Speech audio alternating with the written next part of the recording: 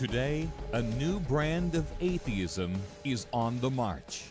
It's very public, it's very in your face, it's being promoted, it's being supported through a publishing industry. In previous generations, these conversations have taken place in the ivory tower of academia. But now, it's no longer just happening in universities. It's no longer just happening in graduate classes. It's happening on Comedy Central. Atheists are using shows popular with young people to get their message out. Christopher Hitchens appeared on The Daily Show with Jon Stewart to promote his book, God is Not Great, How Religion Poisons Everything. If you can call somebody a man of faith or faith-based, it seems for the moment like a compliment. I want to change that. Evolutionary biologist Richard Dawkins appeared on the hugely popular Colbert Report, as did atheist Sam Harris. What do you mean, the end of faith? Is faith ending, or do you believe faith should end? I think it should end. They will attack people who believe in a transcendent source, a transcendent being, with a level of violence and venom that is, I think, unprecedented. Christopher, I'm not sure if you believe in heaven, but if you do you think Jerry Falwell is in it? No, and I think it's a pity there isn't a hell for him to go to. The tone of the Dawkins book, I would call, and I'm a professor of literature, I'd call it a screed, which is a genre of literature that is highly emotional, poignant, it is full of attacking. Paul Voss is a professor at Georgia State University. He comments on Richard Dawkins' book, The God Delusion. The title of the book gives it away, right? That the people who believe in providence or who are theists are delusional. The people who believe in God, the 85 or 90% of Americans, according to most polls, have something wrong with them, and that they need to be throttled, they need to be yelled at, they need to be shamed, they need to be held up to scorn in order to get them to modify and change their behavior. I mean, it's really, his diagnosis is really that these people are ill at some level, that they're delusional. Richard Dawkins has even launched the Out campaign, urging atheists to come out publicly by wearing a scarlet letter A and urging religion to keep out of science and the classroom. This comes on the heels of tolerance, how we need to learn to live and let live. And now the animosity of Hitchens and Dennett and Dawkins and Harris is unbelievable. I lecture at Oxford 3 or 4 times a year, and Dawkins is from there. You know, he's actually gone on record as saying they shouldn't even admit students who believe in intelligent design and creation. This is at a university where the motto is, "The Lord is my light." Not only is the new atheism intolerant and militant, but many say it hasn't even bothered to do its homework. John Turner is president of Faith 2.0 Ministries and a teaching pastor at the Bridge Church near Atlanta, Georgia. About a year and a half ago, I was flying back from North Carolina, and a guy came and sat down next to me, and he turned out to be a first-year professor of philosophy at a state university near where I live.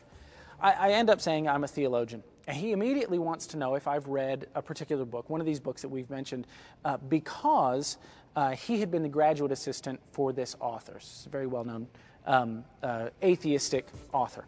Turner said he hadn't read that particular book, but had read many books by other leading atheist authors. And he kind of looked at me and said, "Aren't you afraid to read any of these things?" And I was a little bit taken aback by that, and I said, "Why would I be afraid?" And he said, "Well, because it might cause you to question some of the things you believe." And I said, "Well, if what I believe can't withstand a few rudimentary questions, then it's not worth believing. I question things all the time. That's my job. I'm a professional Christian, for crying out loud."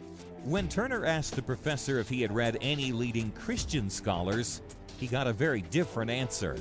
Ravi Zacharias, Alistair McGrath, J.I. Packer, N.T. Wright. I mean, the list goes on and on and on. And he had not read any of these people. So he was totally unfamiliar with a good, solid, rational, academic, responsible Christian perspective.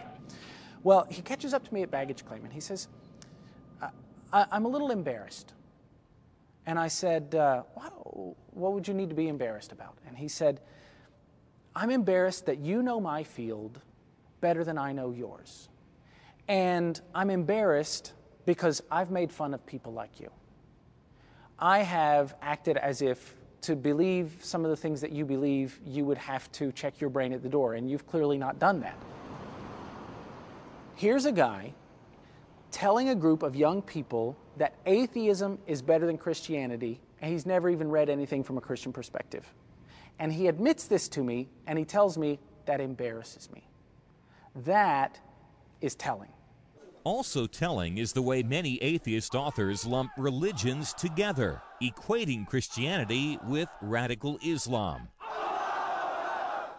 I challenge Sam Harris in my book, if you really think there's no difference between Christianity and Islam, why, I dare you to go and present your talk in Saudi Arabia. You know, he won't take us up on it because the chances are it'll be his farewell speech. It is only the Judeo-Christian worldview that gives the possibility of all of these worldviews free access to the marketplace. So the very system they're attacking gives them even the voice in order to attack it. I think that's the irony of all of this.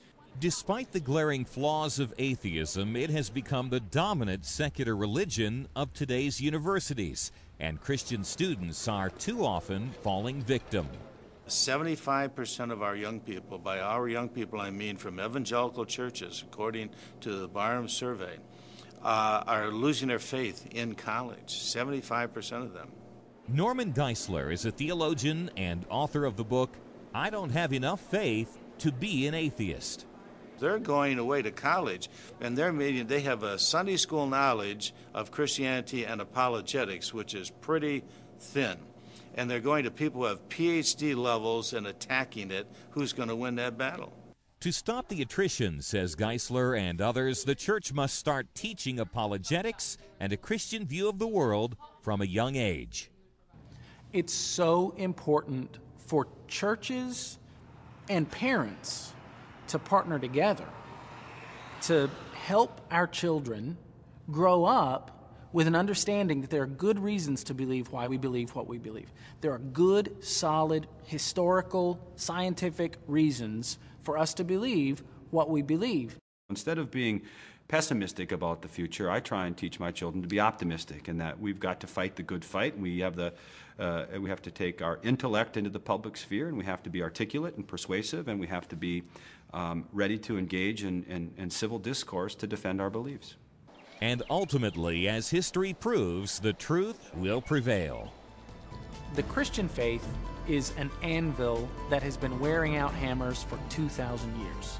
It's going to take more than Sam Harris or Richard Dawkins or Dan Brown or whoever the next guy is to unravel the faith.